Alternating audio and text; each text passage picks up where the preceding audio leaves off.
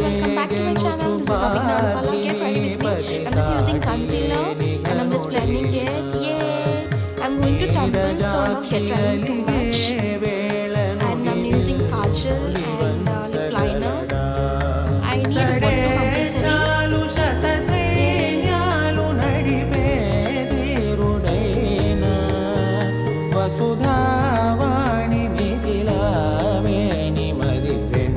పలుకు పలుకులెరుగగలడా నీలి మేఘములలో ధరణి తేజం అమ్మ నా కోసం వెయిట్ చేస్తుంది guys.